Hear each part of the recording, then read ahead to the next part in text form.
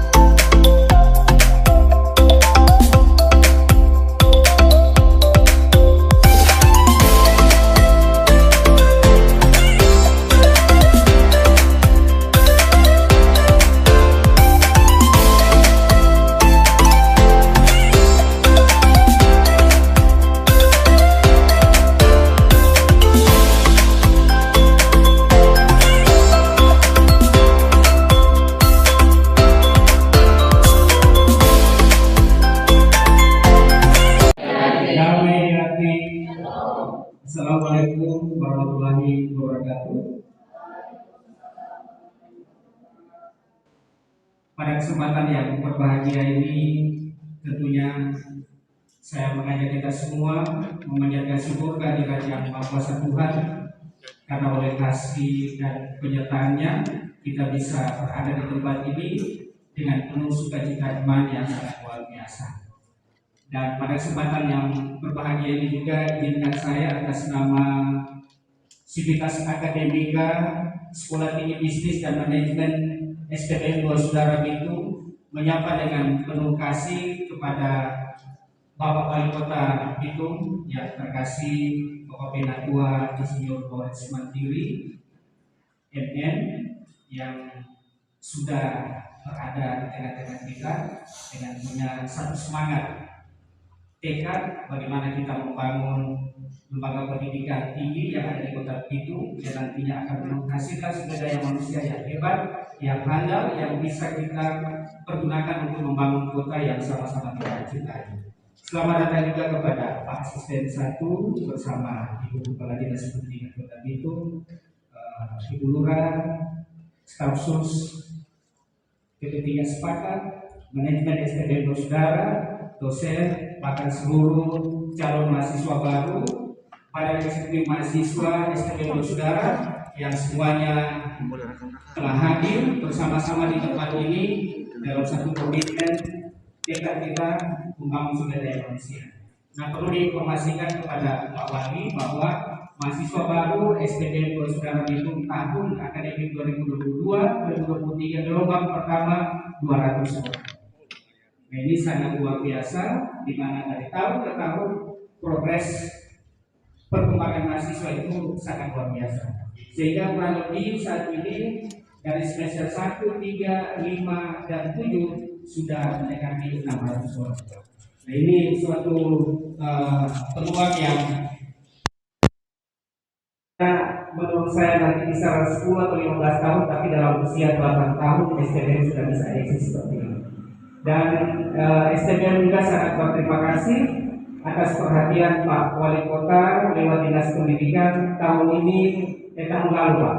STBM mendapat alokasi dana hibah dan sudah dibangun gedung di depan Pak, menghadap laut sebesar 500 juta bantuan dari pemerintah Kota Bitung, dan sampai saat ini bagian yang sudah dikeluarkan kurang lebih 750 juta Pak. Jadi ada subsidi dari yayasan. Terima kasih Pak, sangat membantu dan oleh bantuan itu teratasi masalah kekurangan ruang kuliah.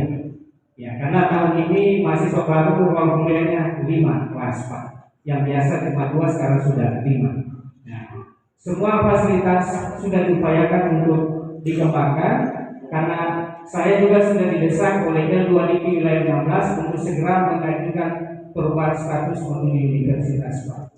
Nah kebetulan pada bulan lalu STB mendapat kunjungan kerja dari Kepala L2DP wilayah 16. Nah ini satu peluang yang harus kita tangkap bersama dengan pemerintah kota karena saya yakin dan percaya ketika STB Dua Saudara ini ke depan menjadi perguruan tinggi yang betul-betul harapan saya, mimpi saya bertekad harus menjadi destinasi pendidikan.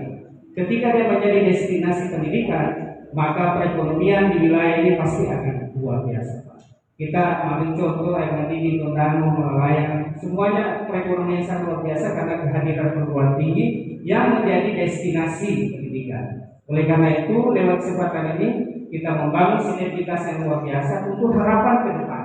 Tetapi ketika wilayah ini menjadi ramai, penduduknya pasti padat, tapi kita juga harus mampu mengantisipasi masalah-masalah sosial dan di kemudian hari seiring dengan pertumbuhan ekonomi kemajuan satu wilayah itu, baik itu Kamtipmas, banjir, karena pasti ketika ada pembangunan di sini wilayah serapan itu sudah semakin naik sudah semakin berkurang. Jadi itu yang nanti harus diantisipasi ke depan supaya progres pembangunannya itu berjalan dengan terencana dengan sangat baik, dengan antisipasi untuk resiko-resiko kemudian hari. Oleh karena itu, pada kesempatan yang berbahagia ini, calon mahasiswa baru, badan eksekutif, bahkan seluruh sivitas akademika mengharapkan arahan-arahan dari Pak Wali Kota untuk lebih memotivasi kami, lebih giat bekerja, manajemen, lebih berinovasi lagi, agar harapan-harapan ke depan bisa terwujud dan diberkati oleh Tuhan Yang Maha Kuasa. Sekali lagi, atas nama Sivitas Akademika STB Dua Saudara menyampaikan selamat datang Pak. Ya, Tuhan memberkati orang semua. Terima kasih.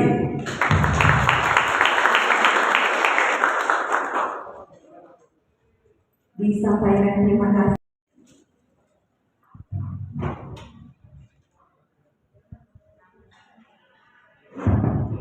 Shalom.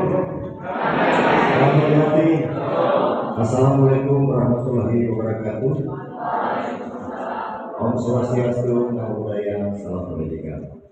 Puji syukur kepada Tuhan atas waktu kesempatan yang diberikan kepada kita sehingga kita semua bisa berkumpul di tempat ini di kampus idaman masyarakat Kota Bitung. Dan kemudian beberapa hal kami sering memakai tenaga-tenaga dari STB ini untuk membantu kami pemerintah kota dalam rangka drive agar tujuan pencapaian kita dapat terukur dan kemudian lebih mengenang dengan kebijakan yang tepat kepada masyarakat kota itu. Bapak Ibu saudara-saudara, memang kalau kita bicara tentang apa yang kemudian harus kita lakukan dari pemerintah untuk membangun kota ini, yang seringkali dalam protokol besar kami juga sering menyampaikan tentang data statistik ekonomi kita. Pertama, baru 8,9 tahun. 8,9 tahun artinya baru kalau dikategorikan rata-rata orang Ibu ini baru lulusan saja. Sehingga ini menjadi persoalan di era yang namanya digital. Karena ini kalau tidak dikembangkan, kalau tidak dibuat strategi yang tepat, mungkin tidak mencapai harapan-harapan ini. Kenapa sudah bilang kota digital? Itu ekosistem yang harus kita bangun. Daripada kalau kita bilang kota oke, materi percakapan kita hanya berakhir di kelapa cukur, gula merah, tepung, baru air rebus. Kalau kita bicara kota digital, paling tidak udara ekosistem yang berkembang, kita sudah sampai di level megawatt. Ya tahu, influencer. Nah itu katakan kalau kita tahu tentang internet optik itu tidak paham. Ya kan? Dan kita dengan cepat digitalisasi itu intinya dalam rangka percepatan, dalam rangka efisiensi, dalam rangka kualitas agar apa? Sama dengan produktivitas. Kalau pelajar-pelajar di ekonomi bilang kan, kalau bicara tentang produktivitas, ada efisiensi plus efektivitas plus kualitas. Nah, kalau orang murni orang sosial itu utama kualitas. Karena kualitas ini akan sangat tergantung kepada apa yang diharapkan bayar. Makanya orang Inggris bilang kualitas adalah pas, bayarnya mana. Kualitas itu sesuai dengan keinginan pembeli. Jadi kita paksakan kalau pembeli mau DPKC warna kuning yang bikin warna merah, nggak akan terima. Makanya kualitas adalah aspek mana. Karena itu saudara-saudara, ini yang kemudian harus menjadi mimpi kita. Kalau kita bicara besar tentang kota ini, basicnya rendah, ya, membangun bangunan itu 3 lantai, fondasinya hanya 1 lantai, ambruk bangunan. Sebelum kita ambruk, maka kita telah dengan tim. Kami dengan tim mulai berpikir bagaimana membangun struktur kuat. Sumber daya manusia yang harus kita perkuat. Maka berbagai macam cara kita tempuh agar sistem kita benar-benar bisa. Rata-rata anak sekolah yang 8,9. Jadi kalau ada anak di Bitung ini 100 anak masuk SD, ketinggalan 98%. Karena AP SD masih 98%. 2 anak sudah sekolah. Masuk SMP, ketinggal 70 anak dari 98%. Artinya ada 28 anak sudah tidak sekolah lagi. Ketinggal di SD. Masuk SMA, ketinggal berapa? 60 anak. Artinya 50 anak dari 100 tadi sudah tidak sekolah lagi. Ini soal. Dan ini harus dijawab oleh wali kota sekarang dan wakil wali kota. Didukung oleh staf khusus, didukung oleh kepala SKPD, didukung oleh tim percepatan, didukung oleh tim pelayanan publik, didukung oleh tim-tim yang dibentuk oleh pemerintah kota untuk mempercepat proses ini, termasuk didukung oleh lurah. Kalau mereka tidak mendukung, tidak mungkin kita bisa kerja sendiri. Mas Menteri dan regional. Kalau ingin berjalan cepat, jalan tersorong diri. Tapi kalau ingin berjalan dan tepat sasaran, berjalan lambat. Itu konsepnya. Untuk memperkuat ini, kami menyampaikan kerjakan dengan cinta, jauhkan kebencian. Karena cinta inilah, maka kita mampu membuat segala sesuatu dengan baik. Kita harus bersekolah kita. Cinta adalah kalau kita kerjakan dengan cinta, maka kita harus bersedia berkorban dari apa yang kemudian kita miliki hari ini untuk kita berikan kepada orang lain. Karena kalau pada perspektif hukum, keadilan itu adalah keseimbangan. Kalau dari perspektif agama, lebih bagus sekali sekarang. Itu sekarang.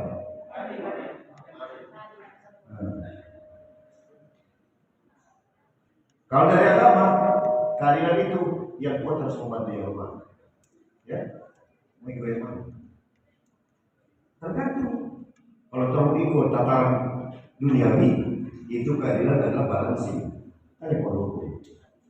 Tapi kalau itu agama, keadilan itu yang kuat harus membantu yang lemah. Itu agama.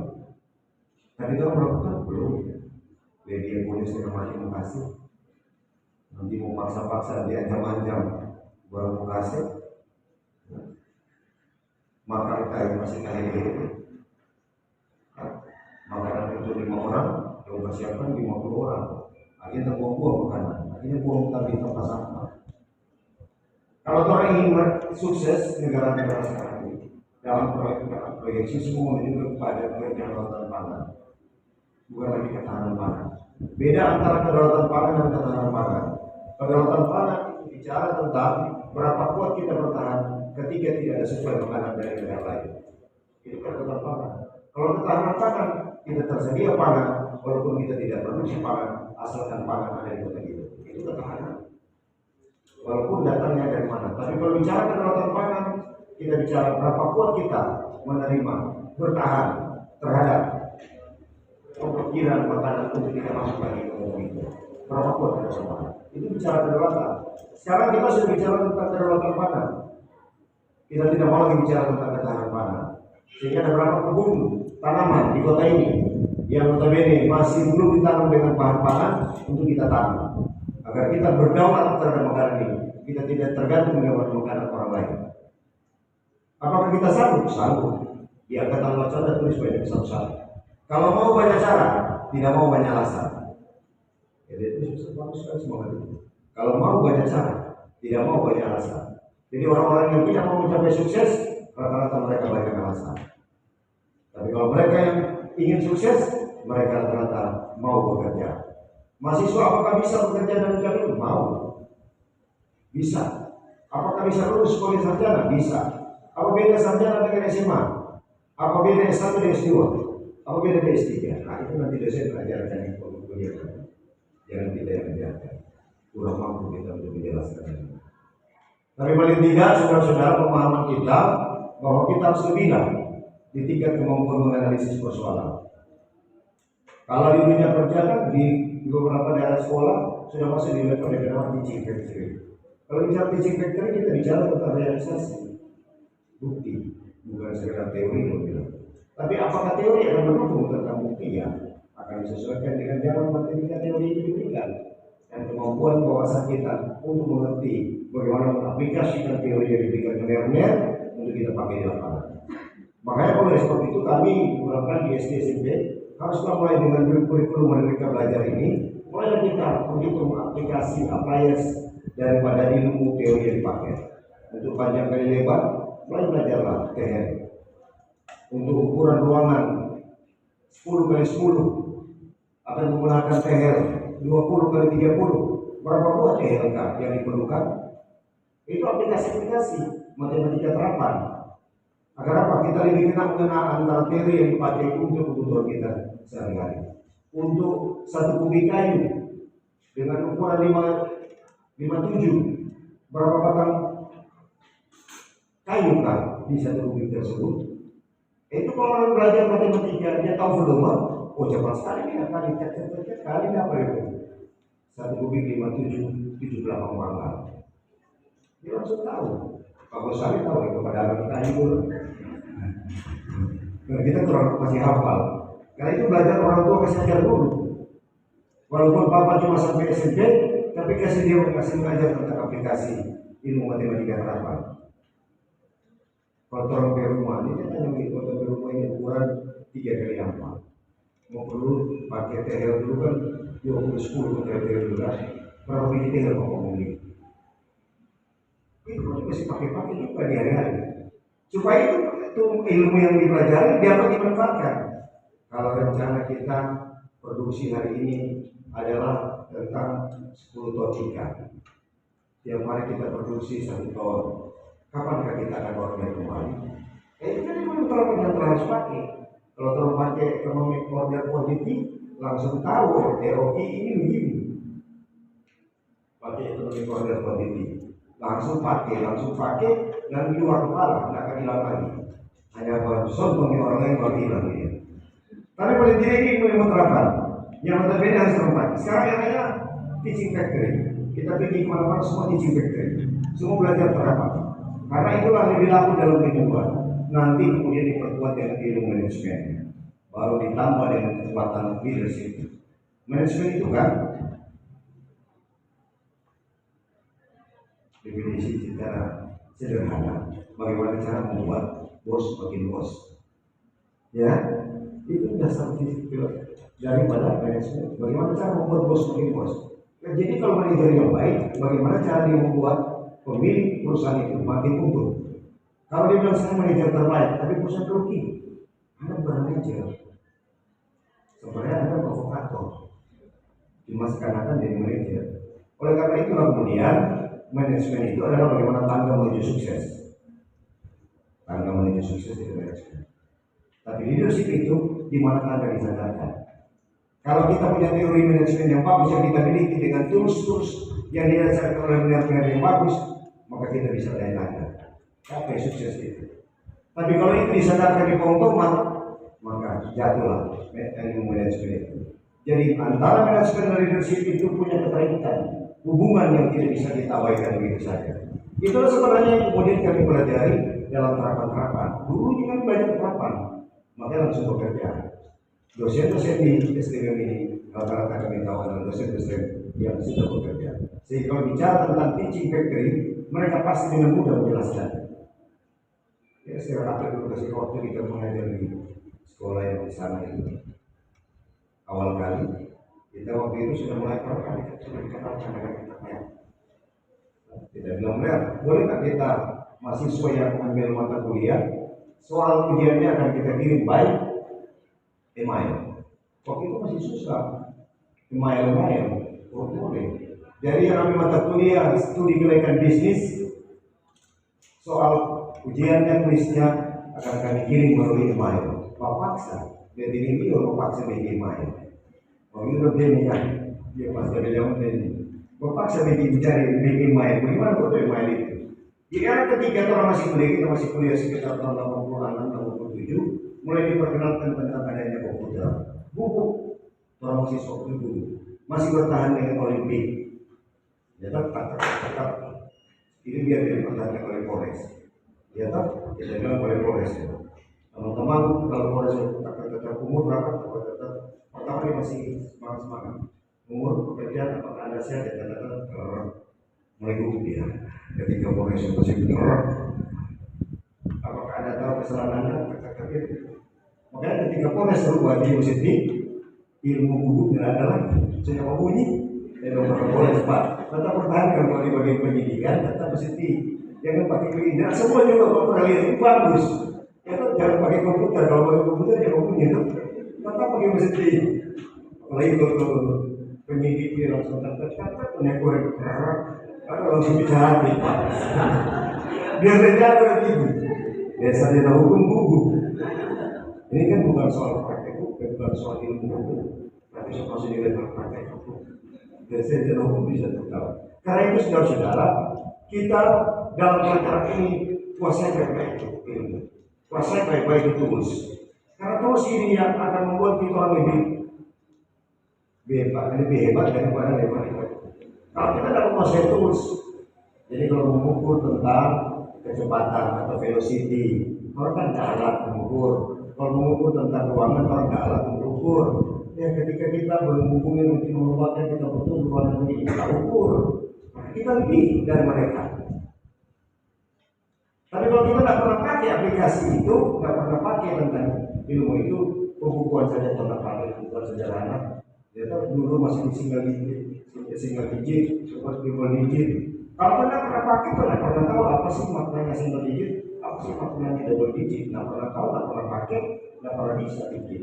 Maka bukan sisi knowledge-nya aja yang diperkuat, aspek know-how. SBM mengajarkan dua hal, knowledge maupun know-how. Bukan soal pengetahuannya saja, tapi bagaimana yang diajarkan. Itu bukan soal masalah psikomotorik saja yang diajarkan, bukan masalah efektif saja atau kognisi saja yang dipelajari. Tapi tiga aspek ini diintegrasikan sehingga kita menjadi manusia yang lebih hebat daripada manusia lain. Maka kita diberi hikmah. Karena itulah adik-adik sekalian, era ke depan ini yang namanya era digital, yang utama itu penguasaan data. Kemarin camat kita dipanggil oleh Kementerian Kominfo, camat itu camat Mantuari, untuk dimintakan sebagai pembanding dalam rangka digitalisasi di level tingkat kecamatan. Karena kalau masalah insight itu dia terbentuk karena harus ada data. Data lebih dulu, data, analisis data, baru kita ada understanding, baru kita defining, maka harus baru ada insight atau wawasan. Tanpa data kita tidak mungkin kita memiliki wawasan. Oleh karena itu awal menjadi wali kota dan wakil wali kota, kami ingin menguasai di database kota ini. Walaupun perlu kita benahi tanpa sulam, tapi wajib harus ada data. Berapa sih kata penduduk kita? Berapa sih orang? Bukan sekedar suku ya, tapi itu harus memiliki data. Karena setiap suku punya karakter masing-masing. Kalau orang lebih banyak adalah suku A, maka pasti karakter yang berkembang adalah itu. Dari sanalah kemudian aspek sosial kita bisa merangkak maju. Kemudian karena kita tahu juga bahwa tingkat pendidikan kita ini masih rendah, perlu penyetaraan, maka orang harus digitalisasi. Pasanglah titik wifi di 1001 RT di kota ini sudah menanjak ke 1000 tuan. Ada satu tahun kita sudah setahun dia 1000 sebagai pengingat, bukan 1001 malam, bukan dengan sekejap maksudnya. Tapi 1 ini yang kemudian dibentuk dalam rangka apa? Penguatan tadi. Karena yang putus sekolah banyak. Bagaimana cara mereka bisa disetarakan? Ya, kelompok belajar. Ada berapa banyak kelompok belajar harus dibentuk? Paling minimal 274 kelompok belajar sesuai dengan data lingkungan yang kita miliki. Setiap itu ada kelompok belajar. Kenapa harus dengan 204? Kalau dengan digitalisasi ada PKDN digital seperti yang kita bisa menampung ribuan orang. Ya. Kemarin yang mendaftar ada 2000. Karena kalau diperkirakan di kota ini ada 30.000 orang di bawah tingkat pendidikan. Kalau saya masuk kelas mana menampung? Ya. Kalau bicara tentang digital luas dimanapun ada. BRIN, dia orang seperti metode bukan lagi work from anywhere. Kita selain pakai ASN. Kalau mau dan perkuat sistemnya, kita bikin work from anywhere. Bisa kita kerja dari mana saja, dari kafe, dari kamar mandi, dari kebun. Sudah terkoneksi semua. Ada negara yang sudah hampir mendekati itu work from anywhere. Tapi lembaga di Indonesia ini yang sudah kerja dari mana saja itu adalah BRIN. Saat ini BRIN sudah kerja. Mereka tidak memiliki home base lagi. Karena mereka kuat. Dunia pendidikan kan bisa lagi kuliah dari mana saja. Asal kuat, dan makanya kami tidak mau berhenti dengan internasional. Karena lama-lama kami akan temukan passionnya, lama-lama akan kami capai cara yang terbaik mengajar dengan sungguh. Krisis ini adalah cara diperingatkan kepada kita COVID-19 ini bahwa terlalu lemah pertahanan kita selama ini. Kita terlalu terlena dengan alam ini. Ketika terjadinya krisis COVID-19, tidak tahu kita caranya bagaimana bertahan. Kenapa? Karena keras kepala semua. Karena ketika orang tua mengajarkan, semua merasa diri lebih hebat, semua merasa diri lebih benar.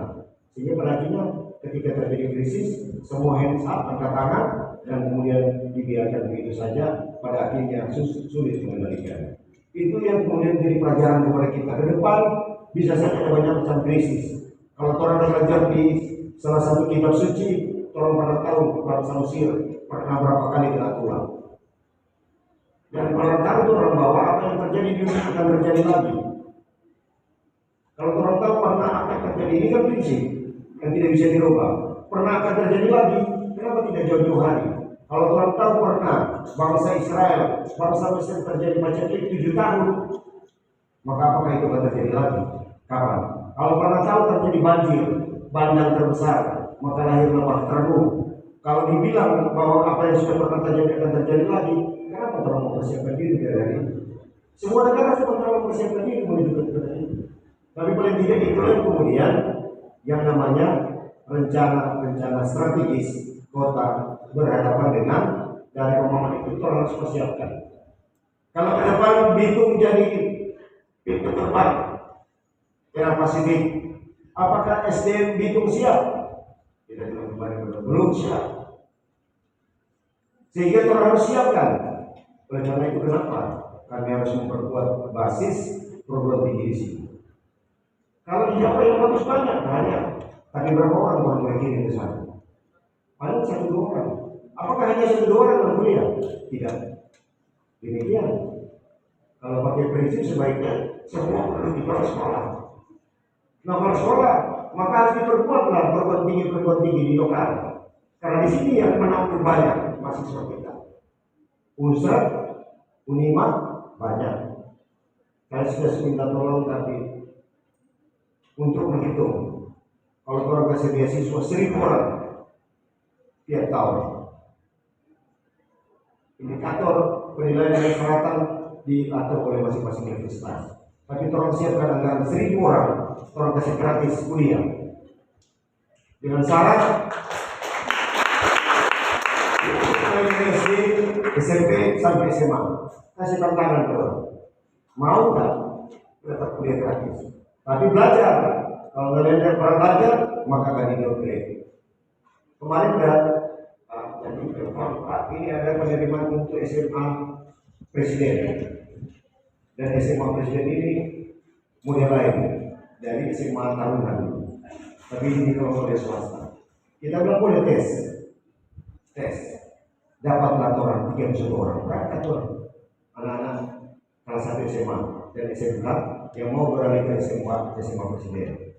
Semua kita upayakan. Kemarin kampanye Kadis Pendidikan, Kadis bagaimana supaya jangan cuma tumis kok terhebat, jangan cuma tuh SMA lokal terhebat. Ada kok SMA SD gitu ya hebat, bagaimana bicara? Bagaimana apa perlu apa tuh begini itu? Supaya terus sebodong dari sekarang. Kemarin Pak Dandi minta tolong, kita kejar terus sekarang ini menyangkut perbaikan SDM kita. Pak Dandi mungkin tak mau kegiatan, Pak Dandi butuh biaya berapa? Untuk disiplin, untuk belajar disiplin. Nah, Pak Dandi bilang, nggak usah banyak Pak, saya bersedia untuk melatih. Maka dulu bikin perlombaan PBB antar dosen SMA. Karena kan walaupun SMA tanggung jawabnya provinsi, tapi mereka orang itu secara moral itu tanggung jawab oleh kota. Dia bukan cuma sekedar tanggung jawab. Tidak usah lempar-lempar tanggung jawab. Tetap tanggung jawab kami. Makanya dinas pendidikan harus kolaboratif dengan dinas pendidikan provinsi untuk membangun generasi muda betul-betul ini benar-benar bisa berkreasi, bisa eksis di kotanya sendiri, bisa membangun kota ini. Jalan tol kalau terbuka, aktivitas ekonomi pasti akan meningkat.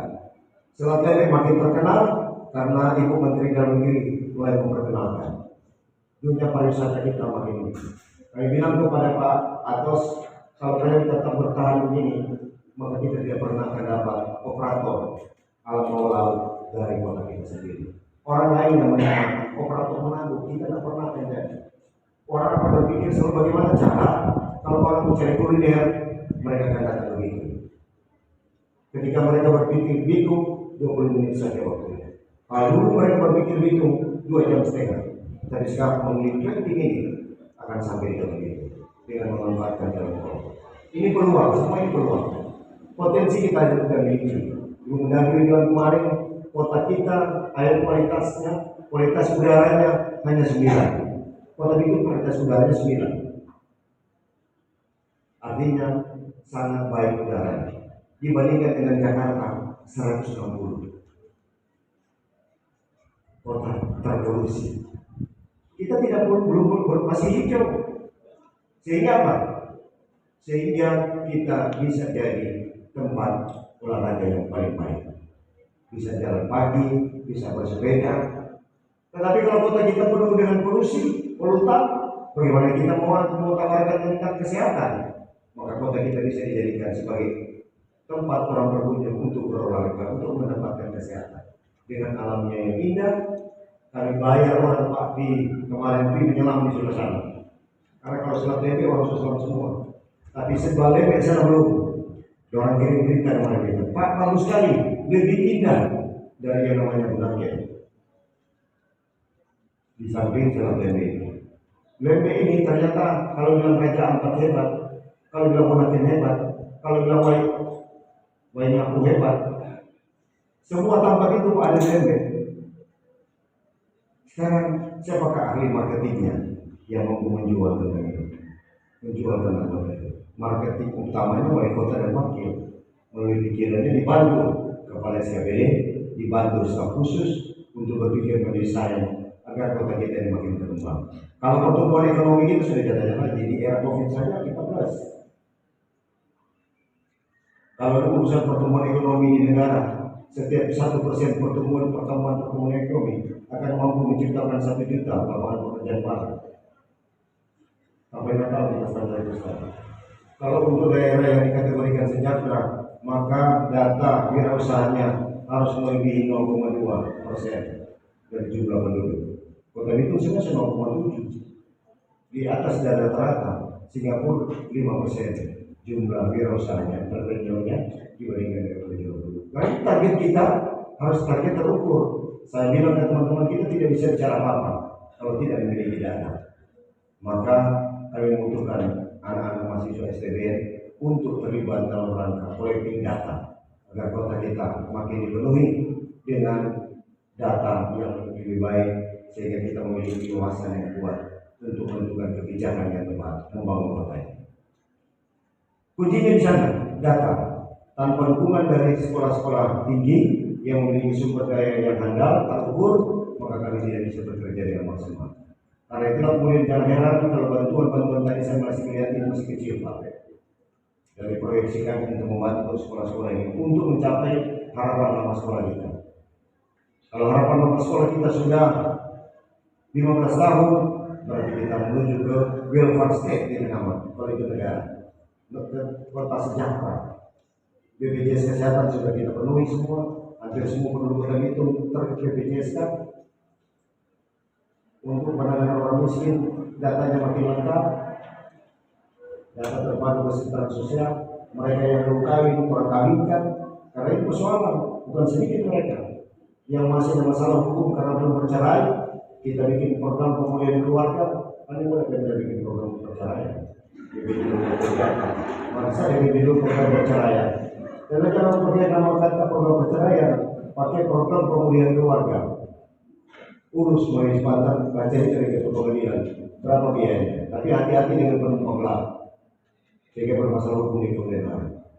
Tanya dengan ketua pengadilan berapa biayanya, karena itu penerimaan negara bukan pajak, Pemda urus bantu, kita gratiskan untuk program pemulihan keluarga. Bagi di sini yang ingin urus masuk di program pemulihan keluarga silakan mendaftar di Pemda. Karena tiap bulan kita minta wajib ada kali masalah tiap bulan. 5 orang saja yang mendaftar kita kalikan. Jadi ibu sampai yang kemudian rasa punya pasangan boleh ikuti program kali masalah. Ada program itu juga. Mau cerai juga, bukan ada program pemulihan. Ada pemulihan keluarga, family recovery. Kalau kita mau dipulihkan, kami akan memulihkan dia. Sehingga dia hidup. Karena kalau seperti kemarin yang tahu ini, 70 tahun baru mau menikah, so cucu, ya lah, sudah cucu, cucunya sudah cece, nyata akte kelahiran, nyata KTP, nyata ijazah, dia bisa hidup bagaimana di kota kita ini? Maka mereka akan terlantar di kota ini. Karena mereka tidak memiliki yang akan kedudukan. Itu yang kita harus selesaikan dulu. Selesaikan dulu, kita kali dulu semua. Yang sudah sesuai dengan aturan agama, aturan hukum, aturan sosial yang kita pedomani untuk kota kita ini. Karena itu saya percaya bagi kita sekalian, adik-adik mahasiswa sudah tepat mengambil keputusan untuk kuliah di STBM ini karena pemandangan lokasi kampusnya sangat baik sekali, bisa memandang laut. Dan juga dosen-dosennya sudah benar-benar dosen-dosen yang aplikasi di lapangan sudah cukup kuat pengalaman. Hasil apa ini lagi membedah perusahaan umum daerah kita, 3 buah perusahaan umum daerah kita lagi dibedah karena kita ingin perusahaan daerah kita menghasilkan keuntungan. Kalau dia merugi, KPM-nya tidak pernah mendapat apa-apa. Kita bilang Bapak Ape, coba bikin KPM, boleh dapat apa-apa. Bikin untung bagi Perumda Air, Perumda Bangun Bitung, dan Perumda Pasar. 3 perumda itu lebih untung. Karena ini akan memberikan kontribusi kepada mahasiswa. Akan kita balikan ke STBM, berapa besar yang bisa diselamatkan oleh STBM. Dan menunjukkan kita akan diberikan dalam bentuk dana hibah. Sekarang kan Pak Alek masih gratis, nggak bayar kesian. Mana dia stres? Karena itu sama. Pak Alek bertanya kesimpulan, belum ada ahli pajak bisnis. Perlu ada anak dari STBM yang akan ditempatkan sebenarnya. Ini sudah gratis, dalam kesempatan yang diangkat. Belum ada ahli penipuan yang baik Pak di perusahaan daerah itu. Perlu ditaruh ahli penipuan. Lulusan STBM. Karena lulusan STBM dari tim percepatan jadi pegawai di Perumda. Karena sesuai STBM. Kalau kalian memiliki ilmu pengetahuan, maka pasti kita akan ada jalan keluar.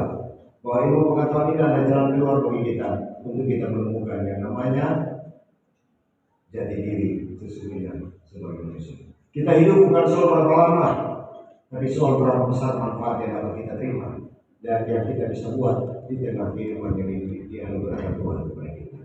Karena itulah kemudian bahwa Bapak, mari kita kemudian bersatu bersama-sama, kita jauhkan kebencian, dengan cinta, maka berkat Allah akan diarahkan ke kota kita ini. Kalau berkat Allah diarahkan ke kota kita ini cuma satu syarat, itu hukum dan damai. Kemarin waktu saya sempat di Cina, sudah berkali-kali kalau ada orang dengar saya bilang bilang, tapi kita tidak bosan dengan cerita ini. Si profesor bilang begini, Indonesia negara beragama, kita dengan bangga mengatakan, ya kami negara beragama. Pertanyaan yang kedua, kenapa agama berkelahi? Kalau agama itu sebenarnya produk, iklan apa yang akan kalian tawarkan dari kami yang tidak beragama akan beralih kepada yang beragama? Ini tantangan betul. Ya kan orang dari 1 miliar penduduk mereka, 96% tidak beragama. 960 juta, berapa negara itu kalau sebelum Pakistan dan 250 juta orang negara besar. Kalau seandainya kalian beragama dan berkelahi, berarti agama tidak memberi damai sejahtera bagi kita. Itu tantangan bagi kita, membuat agama kita memberikan damai sejahtera kepada kita masing-masing. Itulah yang kemudian ke depan saudara-saudara adik kita, maka kita hormati Pancasila sebagai syarat kita untuk mengerti memahami karakter bangsa kita. Yang oleh Bung Karno menganggap bahwa Pancasila bukan ciptaan, tapi Pancasila lahir dari bumi pertiwi ini. Hanya ada orang yang kemudian mau merumuskannya dan kemudian membuat 5 prinsipal sebagai dasar kita berpijak, sebagai weltanschauung atau pandangan hidup atau falsafah hidup dalam rangka membangun negara. Kita juga hidup di tanah Minahasa. Oleh orang tua Minahasa kita memberikan arahan kepada kita. Ya toh? Dia male oleh Ustaz, atau montopolan, masa sawana. Tokoh kita juga bilang toh, manusia hidup untuk menghidupkan orang lain. Kami menerjemahkan itu dalam bentuk kerja dengan cinta, jauhkanlah kebencian. Karena semua kota besar yang hidup dan diberkati Tuhan, kami ke Warai kemarin bahasanya dibilang mereka kerja dengan ketulusan. Ke SMK Kudus yang besar hebat itu, bagaimana kunci sukses Bapak memimpin SMK ini sehingga jadi SMK teladan di Indonesia? Kerja dengan senyum. Kalau kita senyum maka kolaborasi akan ada. Tapi kalau kita tidak senyum maka tidak pernah ada kolaborasi. Sama dengan kota itu. Kerja dengan cinta. Semua kan perlu ada di seputaran cinta. Cinta mengalahkan segalanya.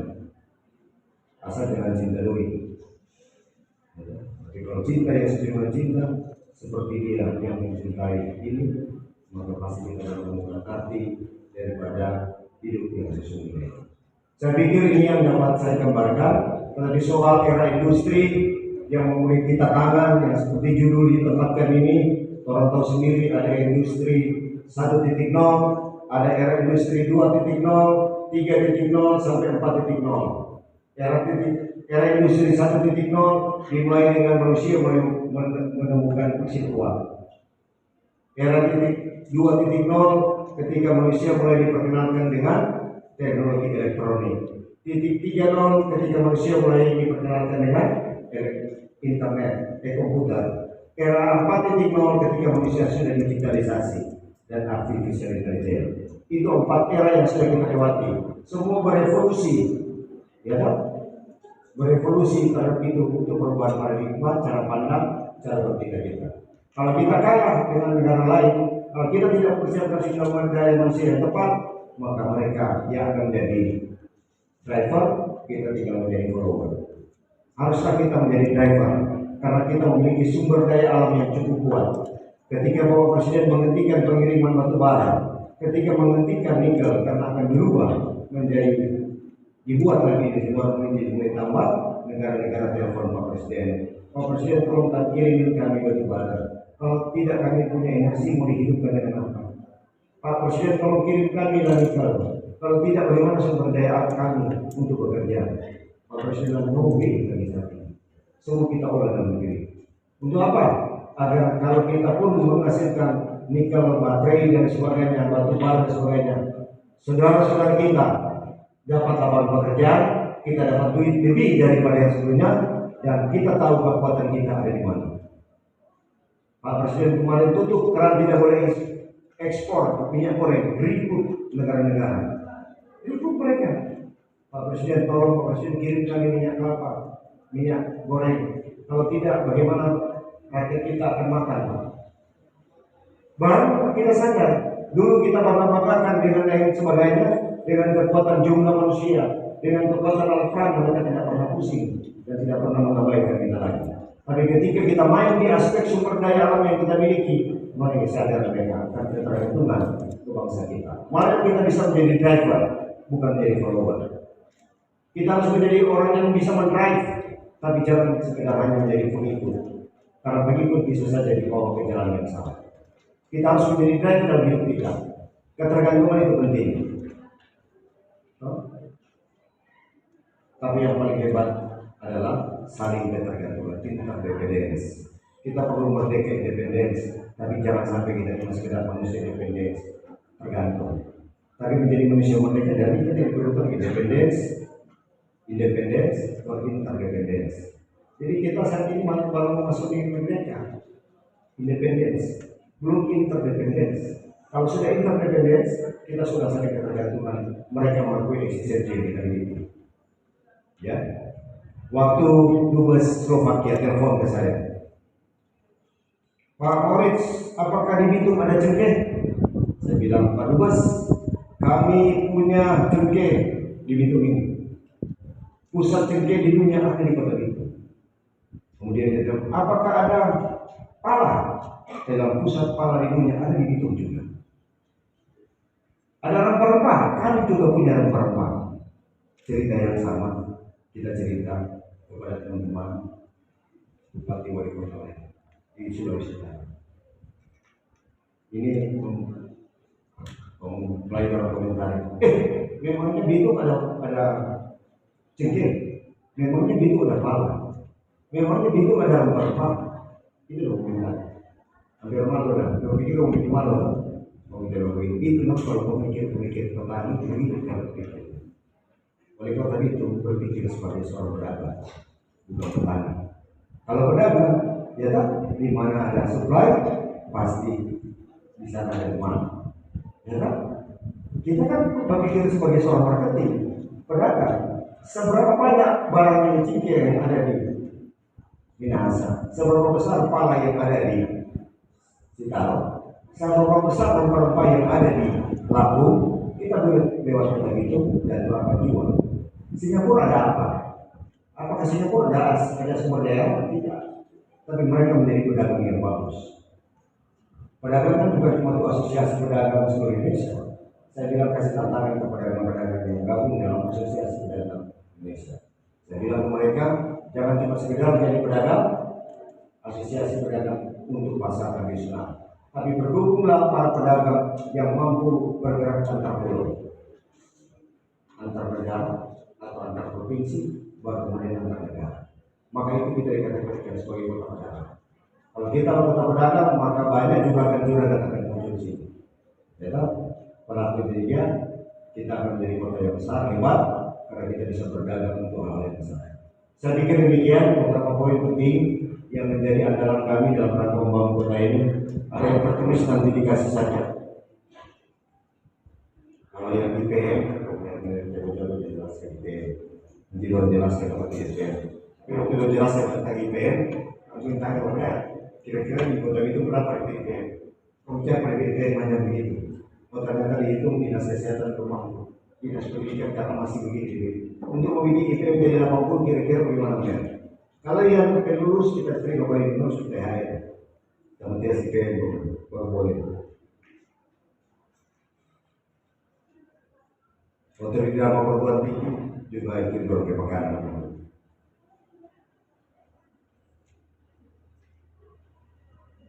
Ya, materinya kita nanti serahkan Bapak Apek. Ini model pembelajaran masa berbasis digital juga yang coba serahkan kembangkan. Kita kerjasama dengan semua program tinggi nasional. Saya bilang kalau ada anak STBM yang karirnya bagus, kalau mau ambil S2 di luar negeri pun kita mungkin.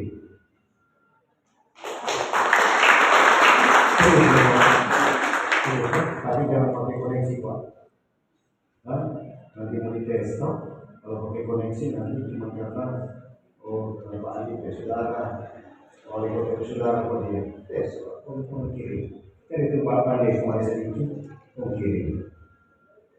Kemarin yang ada anak itu yang STPD dapat nilai tertinggi itu penghargaan, dia anak tukang ojek, tidak punya apa, tapi karena dia bertanggung jawab terhadap kehidupan keluarga, dia mau menempa apa bercerai sebelumnya, artinya berkembang. Kami suka berhasil. Nah dia, saya tahu cerita dia itu, karena sudah berdekatan dengan kami, dengan berdekatan kami bisa membiayai itu pribadi yang paling sulit kota. Ya, itu kalau gampang soal tapi yang pokok punya orang punya kemampuan kapasitas yang tidak memalukan lagi di luar sana. Minimal sekolah di nasional, ada perguruan tinggi yang tepat, minimal juga sekolah di perguruan tinggi di Pusat KPI 5 ataupun di perguruan tinggi lainnya yang kita ambil khusus level S2. Yang terakhir di Universitas Tokyo dorong bersedia. Saya sudah lihat sana ada fakultas logistik di Universitas Tokyo yang dorong bersedia membangun kerjasama dengan berbagai. Karena bersedia juga membantu. Siapa tahu ada lulusan dari, tapi karena kalau S1 wajib mengambil bahasa Jepang. Kalau S2 bahasa Inggris semua sampai S3. Tinggal mau dicek. Kalau tes kita minta dari Tokyo sendiri yang tes. Kalau lolos atau tidak, dia yang menentukan. Jadi mau ambil S2 di Tokyo, ambil S2 di Universitas mana yang ikut tes, kami bersedia membuat anggarannya untuk dikirim dalam rangka sekolah pendidikan yang lebih tinggi lagi untuk membangun kota yang lebih komplit, lebih terintegrasi, lebih kolaboratif, lebih saling melendong. Itu kan bahasa-bahasa tadi itu orang-orang itu melendong. Sederhananya melendong, tapi melendong dulu itu konotasi pakai lain. Kalau sekarang pekerjaan. Shalom. Wassalamualaikum warahmatullahi wabarakatuh. Om Santi Santi Santi Om. Namo Buddhaya. Salam kebajikan rahayu.